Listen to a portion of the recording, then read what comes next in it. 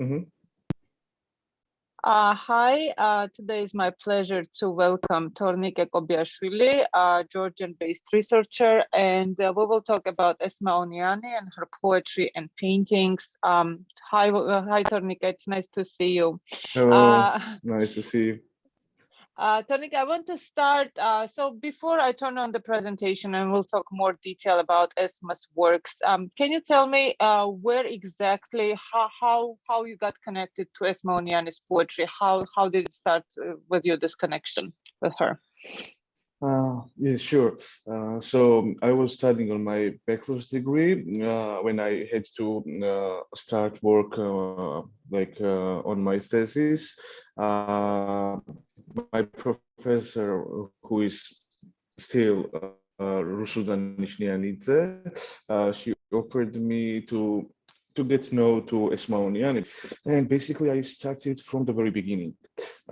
Firstly, I met with Esma's sister Irina Oniani, and she gave me all the materials and everything about her sister. Like she's the one who tries and does her best to promote her sister's works, art and poetry and everything. So basically, this was the main thing when I started work about Esma. Wonderful. So, okay, so let me turn on the presentation now and we can start from there. And we will start with her family because I think that that's usually, for me, it's very interesting way to kind of approach this women artist. So let's see, let me share the screen. Okay, are you able to see this? Yes. Wonderful. Okay, so I would like to start with Esma's family. So Vasily Oniani, who was a professor at the Medical Institute, two of Vasily's brothers were executed by the Soviet regime when he was just 28 years old. And throughout his life, he was afraid of persecution because of his family connection. He was asked to vacate his parental house. And I'm assuming that pretty much her life was spent under the shadow of the Soviet regime because she was born in 1938. So that was the time of the Stalin's purges. Her mother was Ekaterina Bashidze. Tornike, would you like to add something to this? Because I don't know too much about her. I mean, I've read about Esma's parents, but please feel free to add to any of this if you can tell me more. Because I know it was very close family, close-knit family. I have some photos of them vacationing in Semi, and they were very close with each other, and it continued, and Esma continued to portray it. So please tell us more about the family. Actually, I don't know much about the family because, like, when I try to start to talk about her family with basically with Irina, it's too sensitive topic to her, and like she's in her old ages, and she always starts to like be more sensitive about it. What I know is that it was very close family, very warm family, and it's you can feel with Esma's works in her poetry also and in her paintings also, and like you can feel how was the connection with her parents and with her grandparents, like with the colors and with all the things she was doing. Right, and also she continued to portray them throughout her life, and we'll get to that in a little bit. Yeah, so these are two portraits of Esma, her father from 1957 and from her mother 1972, and also you can see these two very interesting personalities coming from different styles of the portraits. So in terms of Esma's professional training, so in 1957-1963, Oniani studied painting at the Tbilisi Academy of Arts. Her thesis work, Senior Students, that has been unfortunately now lost, has received an honorable mention and was exhibited in Moscow at the 10th All Union exhibition of Soviet art school graduates. So she was student of accomplished realist artist of her time, who was also a very famous teacher, Ucha Japaridze. And in her later essays that I read, Oniani mentions as her teachers also David Kakabad, Henri Matisse, and Marcel Proust as her main teachers. And here just put some of the and as well as Pirosmani, some of these materials here. So Tornike, would you like to add something about her student years? So okay, let's so we know that she, and I read about her academic training in terms of painting. What do we know in terms of her poetry, since you are concentrated as a researcher in her poetry? So can you tell me, do we have any idea when she started it? How was it when she was going to the academy? Was she mainly focused on painting, or she was also writing poems? Or so how did it start for Esma? Okay, so as a poet, Esma Oniani was like she started her publishings in 1960s. Her first book was published in 1968, but she started to she started writing much more earlier in her teenagers, differently in her work life, to say, because it was too hard to for society and for Esma also to get to know each other, because she's not a poet for crowd people, you know, like she's not a poet for everyone. When you read her poetry, it's very, very private, and either you like it, either you don't like it, because it's not for everyone. So she started her, very lately, because some of the publications didn't allow her to publish her works, because she was writing about God, about soul, and about like her homeland, and it was not good objects for this time. Like she was living in Soviet years, and her it's better to say that they didn't like her. Right, and she was writing about pretty private matters, and this was the time when everything was about the collective value, and it was about the group thing, right? Sounds good. So let me show. I wanted to show you this earlier works of Oniani. So these are one of the earliest works that we have from this time, and so we have a lot of her drawings of this time, studies in watercolor. So the senior student is fragment of the thesis work at the academy that was now lost, and I think it shows very well the amount of her skill that she was pretty much, she learned classical training during her times at the academy. And I think this wonderful portraits also show, the studies also show how she developed as an artist. And portraits were very important for Oniani throughout her career. What do you think in terms of the portraits in poetry? I know that she devoted a lot of her poems were devoted to specific people. Can you comment a little bit on this?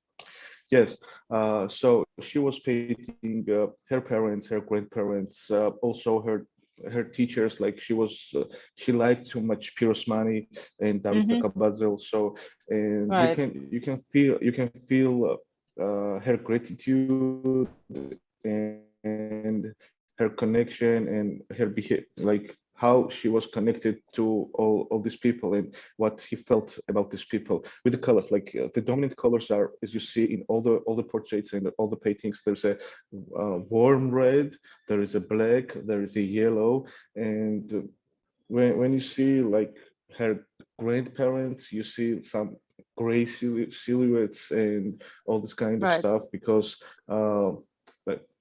yes, because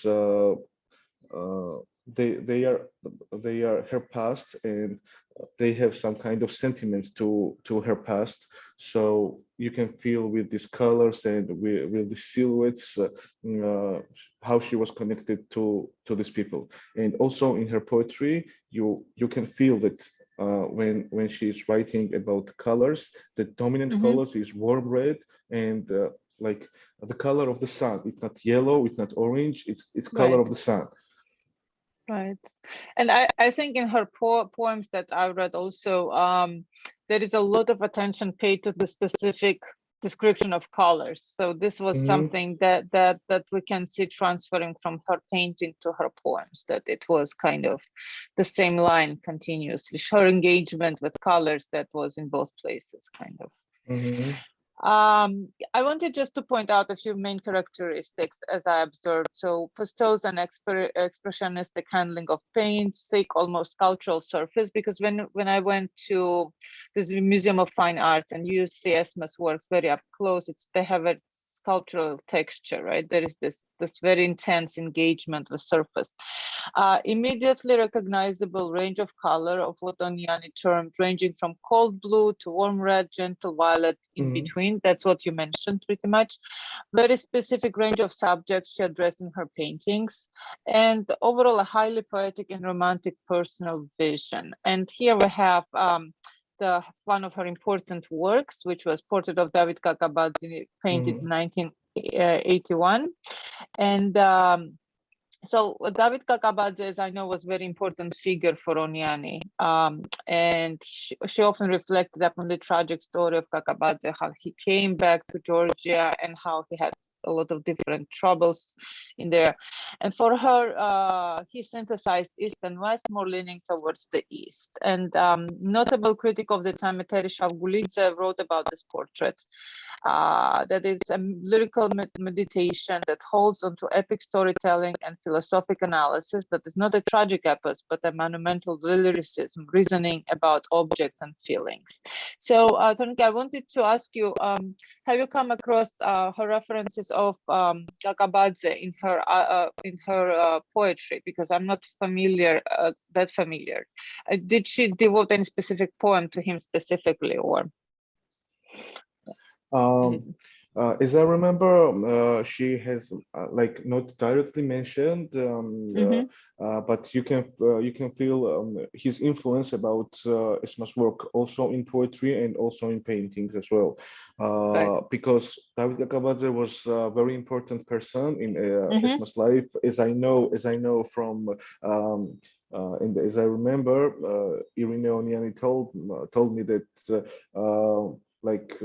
they spent a lot of time together in their house, and they spent a lot of evenings because it was very close circle. It was like Esma Oniani is some kind of family poet and some close circle poet. All the evenings and they spent together in their house, and it was like talks about poetry and paintings and everything. And of course, David Kakabadze influenced her too much in her works. Right. What do you personally think about this portrait? I'm just curious to hear your personal opinion. What do you think about this? About this portrait. So you see the warm colors here. The dominant colors are, as we mentioned, warm red, and the color of the sun, like you see in the mirrors, the color of the sun and the black. As I see, and you can do a parallel to this portrait with the portraits to Esma's grandparents and Esma's parents. Like it's in a similar style and in a similar way painted. So you can feel how much loved Esma this person. Like you can feel the love in this way of painting and in these colors. So you see the attitude she was towards how she was towards very warm. Yes. Yeah, right. You can definitely see her approach. So yes, a series of portraits of Oniani's close circle. She repeatedly painted people she closely knew, especially members of her immediate family. For her, it was important to show shades of emotions and states of being rather than dramatic scenes or melodramas. And this is characteristic of her painting as well as poetry, synthesis of surroundings and humans in it. And I think this could definitely be observed in her poems also, because this idea of shades of, the very kind of individual state of being, rather than some kind of meditation on, it's about how certain times and moments affect you as a person, rather than a more abstract meditation on subjects, right? I mean, how would you characterize her poems in that way? Her poems, her poems, you cannot also. And it's hard. Esma it's hard herself, to talk about. yes, It's hard about yes, to talk Esma about the by poet. herself. Sure. He wrote some theses and some essays, Esma. Beautiful essays. I love them. Yes.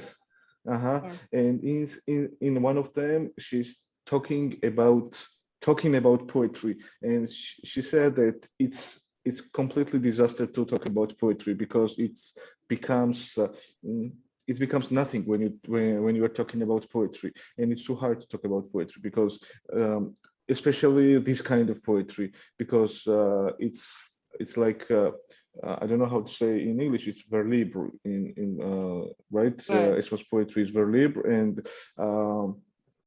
it's too hard to paraphrase her poetry in ordinary words, because when you read it, either you feel it, either you don't feel it, and either you got what she wanted to say it, either you have no idea what she's talking about.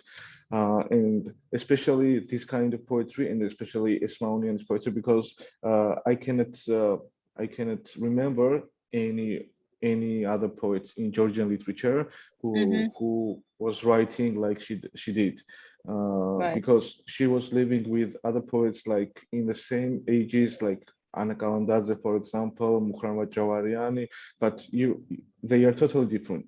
That's why like you cannot find a person who doesn't like poetry of Anna Kalandadze, but there are a lot of people also around me. They have no idea who was Esma Oniani. Right. Unfortunately. Yes, unfortunately, of course, but yes, but she is not poet for everyone. No, she's not, because I think, as you said, it's either you connect to her poems or you don't, and it's very individual. And I also feel like her poems, you need to be open to understand and feel poetry, right? And I feel like a lot of people kind of are some of her phrasings, they're not that it's difficult, but they're intricate. You need time to actually sit down and think and read and think and try to understand what she was saying. And as you know, not everyone wants to kind of to have that effort. And that's, I think, where the difficulty comes from with her poems also. Yeah. Sure, like every poet has some flaws in their own poetry. Also, Esma Oniani has some flaws. She has flaws. Some poems about homeland, some about children, some about her ancestors. But you know, when you read her poems about, for example, her homeland, for example, not for example, but about Georgia, you feel how gratitude and how soft she's talking about patriotism, even because when you read her poems about patriotism, like you won't become a warrior, and like you know what I'm saying, but when you are reading other poems from other poets, it's totally different. Right. Yes. So let me go back for a little bit to the paintings. So it could be argued, and is well documented in Oniani's own writing, that she was preoccupied with her past, her own, in the form of her childhood, as well as the past of her family, her ancestors, traditional archetypes of Svaneti, because I think she was very, very interested in Svaneti mythology, Swan mythology. Esma wrote about her works, "My paintings require distance. From this distance, they look as intense particles of reality." And I think this characterizes her poetry also very well. They're very intense particles of reality that she creates. They're very kind of, intensity is very much the attribute. So main mission of poetry and any art consists of two elements for Oniani: harmonizing compositions, creating one whole out of them, and leaving them unfinished as Matisse did. And so this is from her essay. And I think I need also to stress that I really loved her essays. They're so passionate, beautifully written, very direct also, and I really enjoyed reading them. And unfortunately, when I was in Georgia, I wasn't able to find a newly printed book of her essays. I was able to find it in one of her albums, but not, if there is any, I would highly, that would be wonderful if they would be published again, maybe translated in English would be wonderful. I don't know if essays are translated in English or in any other languages, but I have some books about her essays, but it's not newly, about 5 or 6 years ago published. But there are some new books about her poems. Right. Okay, so we will talk a little bit. So I just want to show a few more pictures, also that have connection to Esma Oniani's past as she portrayed them throughout her life, like grandmother's room, sister's portrait, a couple of notes from critics that I found interesting and telling. So Georgi Khoshtari and his essay about Oniani writes, distinct features of Oniani include lively pastel molding, deep feeling of sensual forms, enveloping light and airy palette, and the laconic sense of form generalized in her drawings as well as paintings. And also he precisely mentions a polyphonic approach to painting. So similar to polyphonic Georgian singing, it has this polyphony, this melody that rises and falls, that we can see in her colors. And Nemzar Kobiashvili emphasized fullness of Oniani's painting as well as poetry. So Tornike, what would you say in terms of Kobiashvili's comment on the fullness? Do you feel this kind of present in her poetry? This idea of very full, intense reality there. Yeah, like when you know. And feel free to bring an example if you want to. If you have like any maybe phrase or anything specific that you could remember, that would be wonderful. I know it's hard to with translation and everything, but if something comes up, yeah, sure. Like Makajo has said, her advantage as a big artist is that she managed to survive being godless in that atheistic century, and she remained poet when she was writing her poetry, and she remained a painter when she was painting. Like she wasn't disconnected to each other. Like her poetry is filled with her paintings, and her painting is filled with her poetry. Like it's all together. It's like a harmony with her paintings and with her poetry. Like for me, to understand fully, not fully, but as much as we can, to understand her poetry and her painting is a must, to read her poetry and to see her paintings and vice versa. And in this case, it becomes full, of course. Right. Yes, and I agree with you that to understand her as a painter and as a poet, you need to look at both parts, because I don't think it's possible to separate these two kind of impulses. They're probably the same ideas. I think that's how it is usually with artists. I mean, some of them use, for example, different mediums, right? They can use watercolor, they can use canvas, but they work with the same idea when they both use this both. And so I think for Oniani, it was like she was exploring the same ideas in poetry and its painting. So it's like, to understand her, you need to see both sides of her.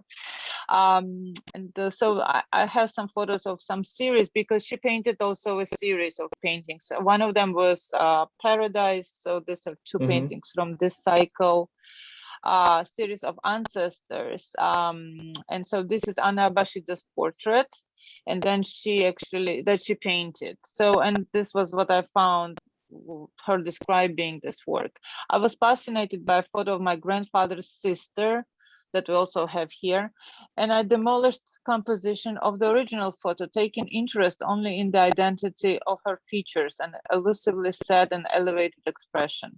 This called for the following: rendering features as laconic as possible, an intimation of the idea to be expressed only with dimmed outlines, indication of past time, and the golden yellow patches of roses in the background of inert color to evoke an association of withering and transience. And I think also this idea of withering and transience, of the passage of time, was very important to Oniani as a thinker and as a poet and as a painter, of this, nostalgia and the past.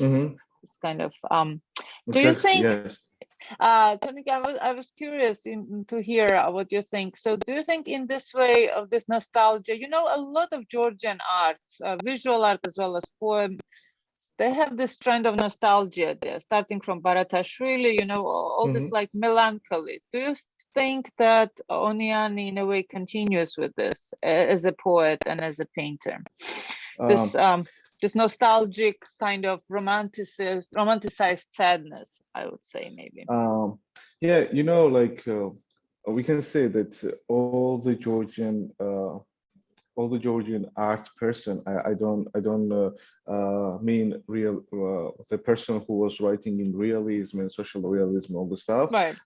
We are nostalgic for the past. Why is that? Why do you think that is the case? Because when you read the great Georgian writers' works, you can feel everywhere this nostalgic to the past, Right. and it doesn't matter the past was good or not, but everyone missed something from this past. Right. Everyone missed something. So also Esma Oniani, because I think that she wanted to have more connection with her ancestors. Connection, I mean, in her lifetime, because they had difficult times in Soviet era, so she wasn't able to have close relation with her ancestors and with her other family members because of some other problems. And that's why, of course, she's nostalgic, and she's sometimes you feel not very optimistic notes in her poetry, in her paintings, as well. And also she lived through a very difficult time of the Soviet regime, because I mean it's throughout her life, and she didn't how old was she when she passed away? I think she was in her 60s, right? She was pretty young. In her 60s, yes. Yeah, she wasn't old, yeah. But still, her whole life, she was pretty much under the Soviet regime, which was not really not the best time at that point, although it was going towards the end, but still it was pretty restricted. So yes, I could definitely see where this escape and, kind of wishing to be connected to the past that supposedly is better than present comes from. So yeah. Please go ahead. To put aside the Soviet regime and Soviet years, also the publishers and the people who could to help to develop as a more famous poet or artist, she didn't receive any help from them. And why is that? Why do you think that was the case? Because she was not very easy to relate to as a poet? Exactly, yes, because she was writing about very unpopular things about this time. Subjects, right? She was writing, subjects, yes. She was writing about God, about soul, and of course, nobody wanted to make some problems for themselves. Get into trouble, sure. Yeah. But at the same time, I know I have it here also, and I think it's one of the last slides. There, on and off, there was some discussion groups that were discussing Esma's poems, right, at the university, I think. So I think she had some following. It was just not very kind of wide. It was just some small circle of people who supported her, maybe not too many, right, as I understand. Sure. So of course, there were some people, but not a lot. not a lot. So these are some more portraits from her series Ancestors. And also here we can see, this is portrait of her grandfather on her mother's side, Simona Bashidze, and we can see the actual portrait that she took as an inspiration, kind of changed it over time. And she of course painted still lifes, nudes as well. I think they were pretty daring for that time, coming from the Soviet period of socialist realism, right? I think also this quote stood out to me when I was reading her essays. In case of the real genuine painting, time is activated the ability of this painting to almost force the viewer to look into the depths of its power. The effect of a painting is endlessly moving in its depthness, as it happens with every type of genuine creation. But in case of painting as art form, this is an endless dynamic from physically seen wholeness to the profoundness of its parts and back again.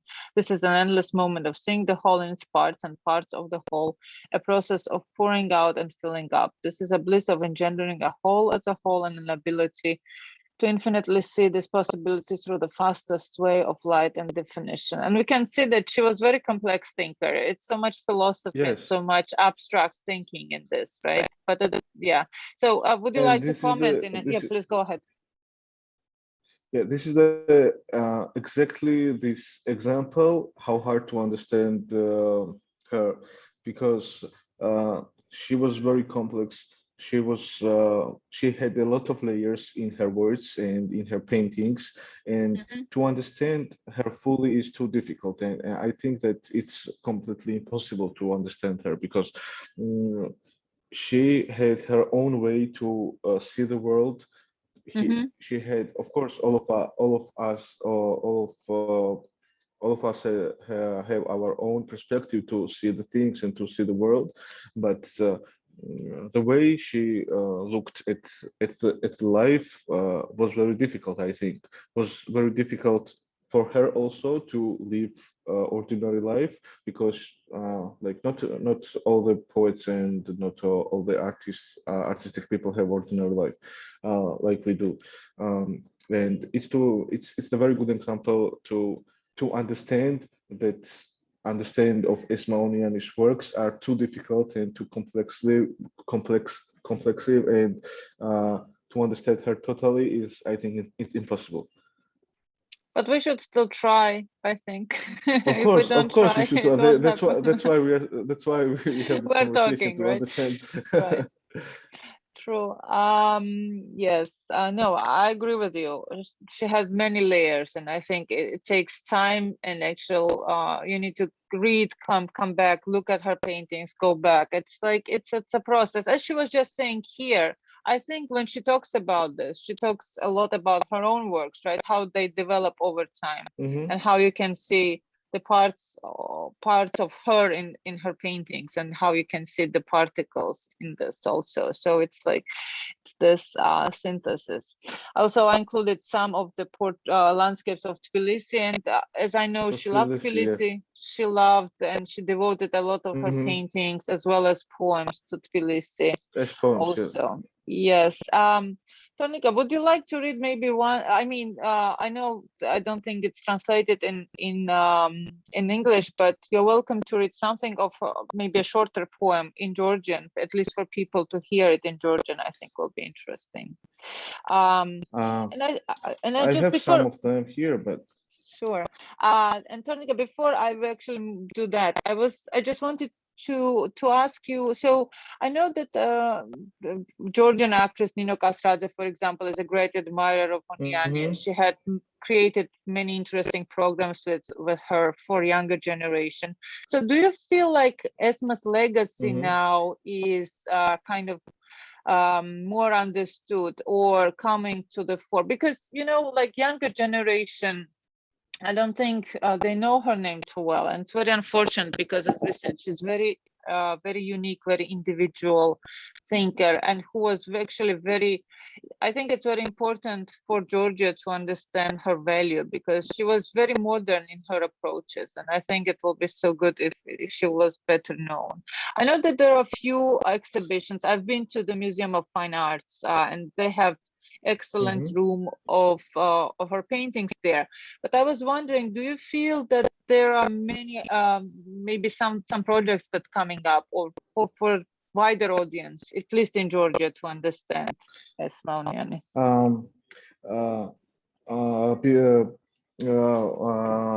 Few days ago, I talked to Esma Oniani's sister, Irina, that I told her that we are going to have me and you this conversation, and she was very happy. And as I told you before, she wants very much to get to know to you, because she collects everything what is connected to her sister, and she collects like every word if anyone writes about her sister, and she does her best to make her sister not more popular, but to make people understand how good she was in her works.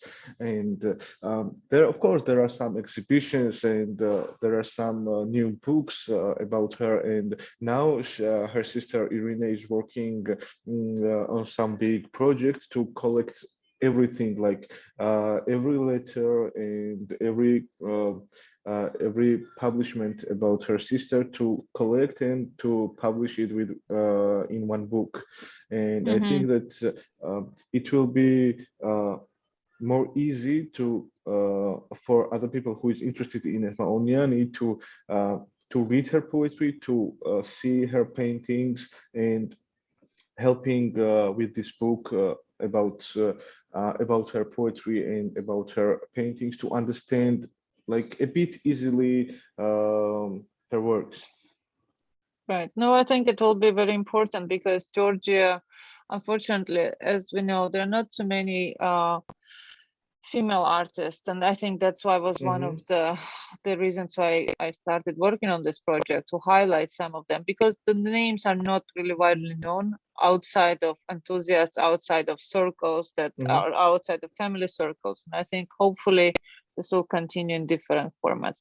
I just wanted, before you read maybe a couple of poems by Esma, I want to kind of highlight her biography that we touched here and there. So she was born in Tbilisi, 1956. She finished school for women with a gold medal. She studied at Tbilisi Academy of the Arts.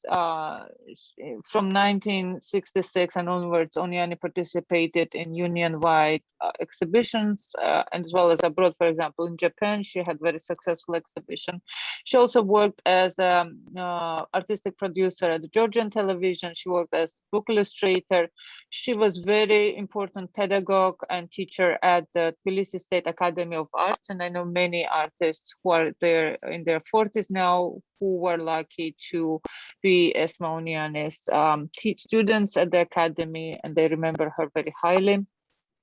So, and then 1978, discussion of Oniani's first collection of poems at Tbilisi State University. Then she becomes the member of Union of Artists of the Soviet Union.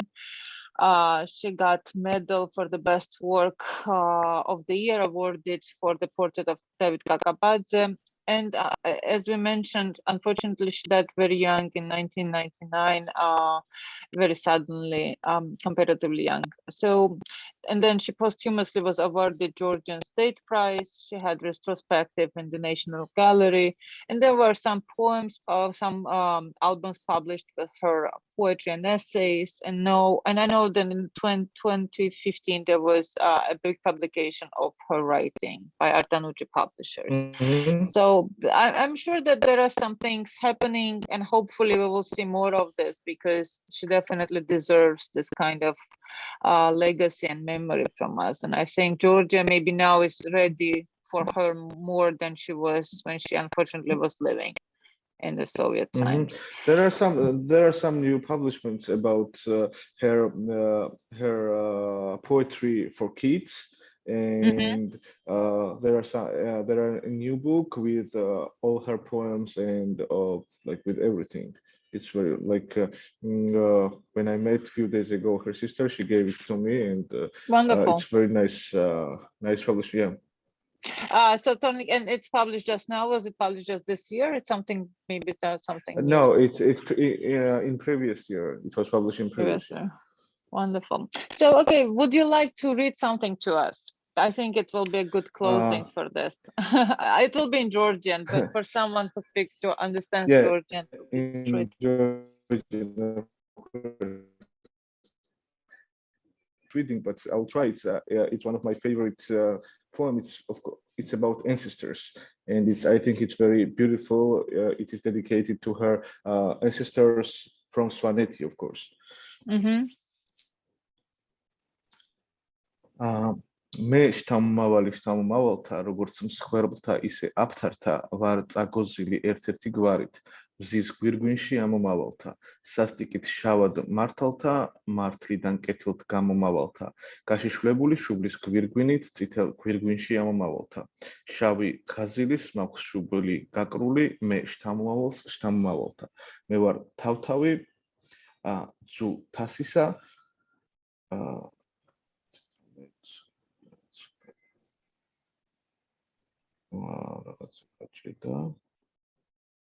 ძუ თასისა უმგეშობა მცხენს დამასრისა შუადღის მზეში ბეჭები მეწვის ცხენის ფერდებით მზის შმორით ბეწვით დამწითლებია ქუთუთო თათავს უძლური თვლევა მერევა მფანსავს მე შერკინებულს უბადრუკ მტრობას ცალხარ წამოზრდილს სატევარს ცემით ერთჩეჩვეულ ვარ ლოცვას და გმობას საფრთხის ფერხული გადანაცემით ცრემლით ჩამომდის მისვლებს ლოკას შაშავებით დახშულ წინვით დაცემა. So I think it's a very good example who understands about her attitude and about her connection with her ancestors and